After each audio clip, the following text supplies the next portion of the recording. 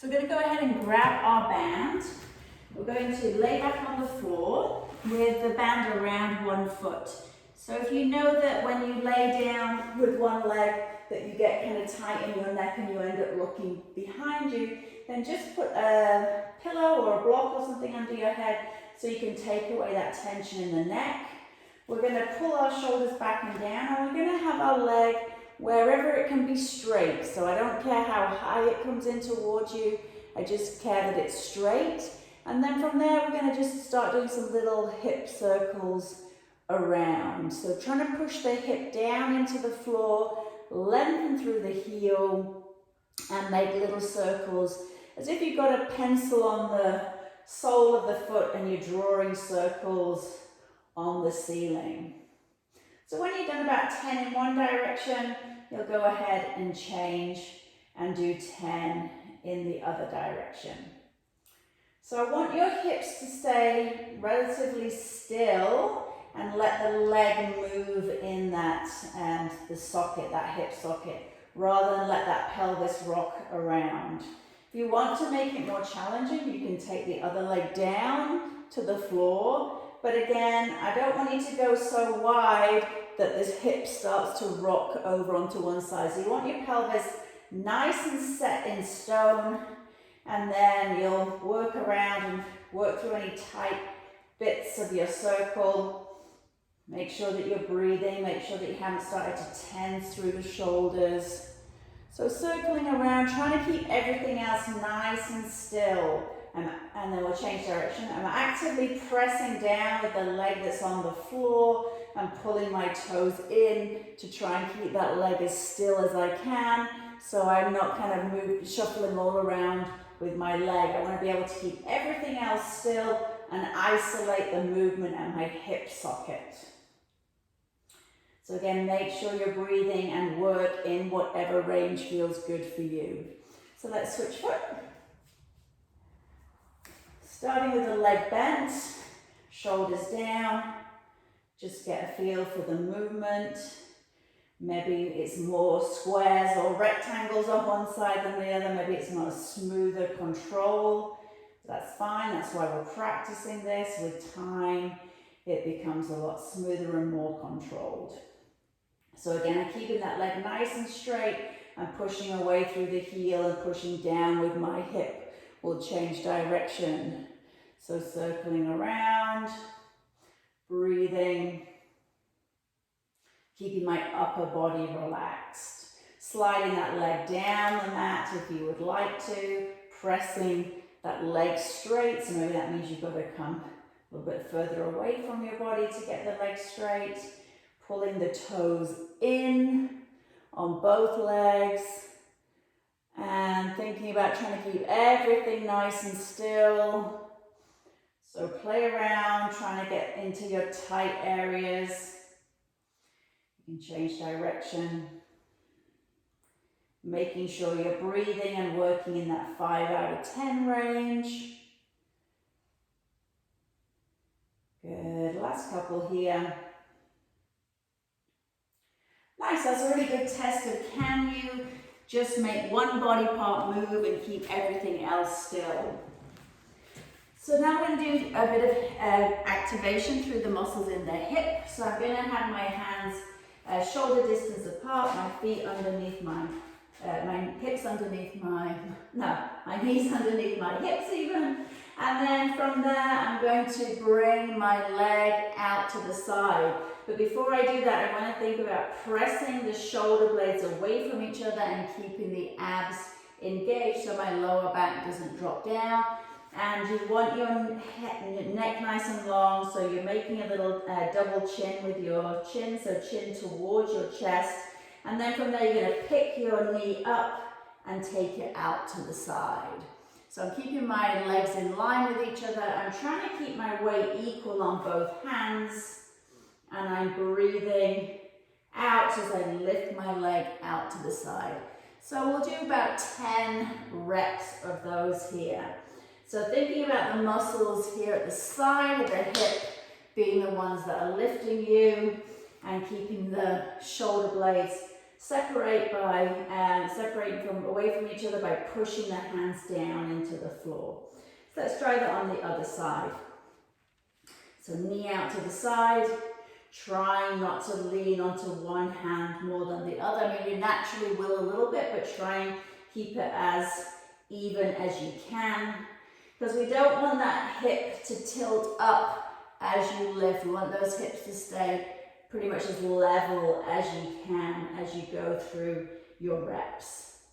Then from there, we're going to go back to the first leg. We're going to take the leg up in the air. So I want a 90-degree angle back there. And then from there, I'm going to do a really small squeeze of the bum to press the heel up towards the ceiling. So it's not a massive swing the leg up. It's keep the leg up, squeeze the bum, and lift the leg. So again, make sure your weight is equal on sides. Tummy nice and tight so the back doesn't arch in this one. The back really wants to drop, so really try and pull the abs in and up.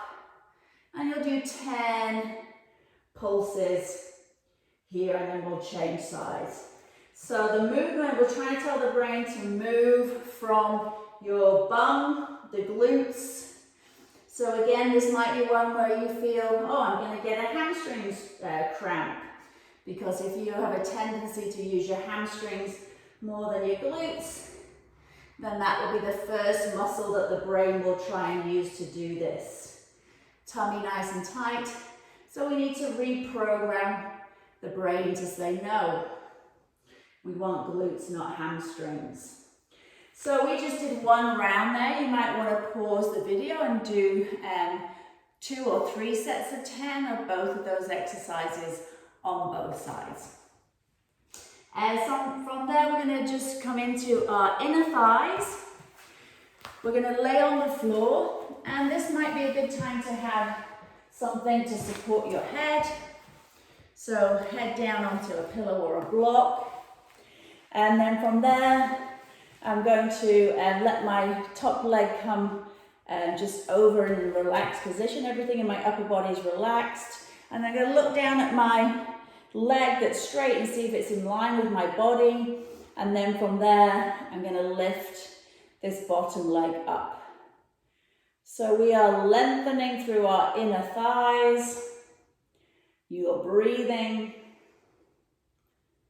So if this feels easy, you could put a little weight on that leg. You could rest like a small 2-pound plate on your leg if you'd like to increase the intensity of this.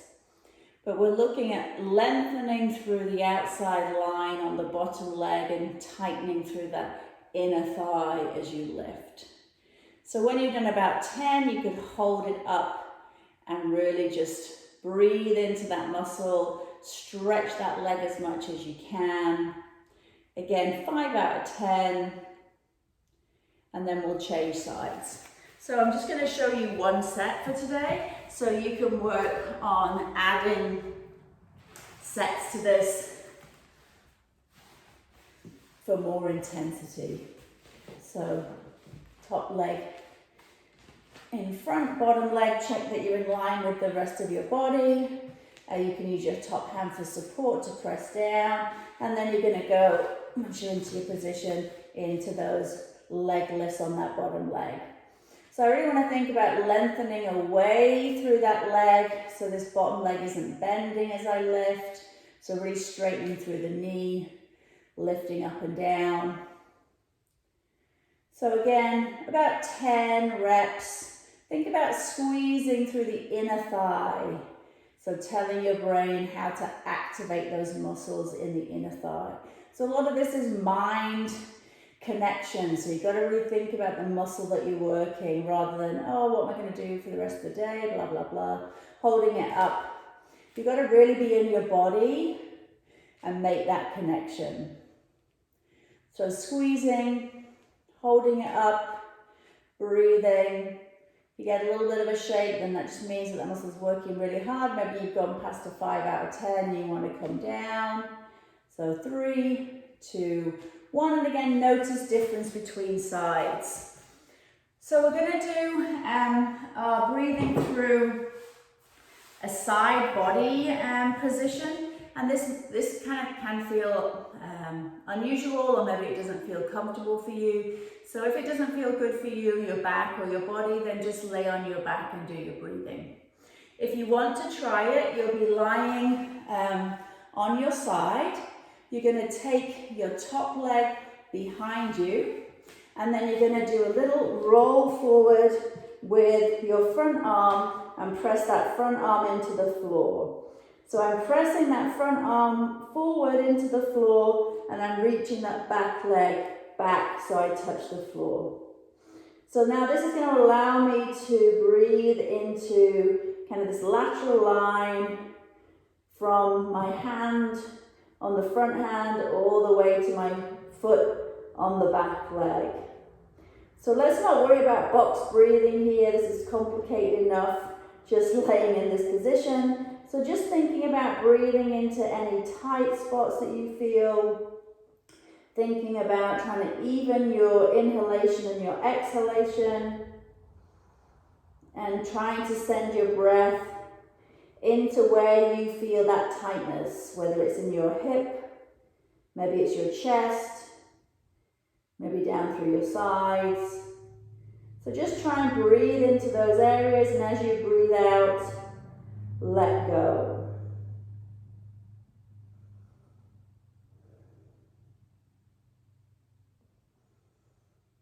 So we're not going to overly hold this position today, because it's an active position. It's not very relaxing necessarily being in this position, but it's good to challenge our breath in some of these harder postures. Okay, let's go ahead and change sides and see what it feels like on the other side. So lying on your side, you'll drop that top leg back, and then you'll roll that front arm forward. And you're pressing through that top arm and pressing that back leg back. And breathing. So you can roll forward as much as comfortable for you. Thinking about stretching into where you feel the tightness. Maybe it's a different place on this side. Thinking about breathing into those tight areas and breathing out to let it go. So we are pushing through this hand. We are staying nice and active in this position. So last couple of breaths here.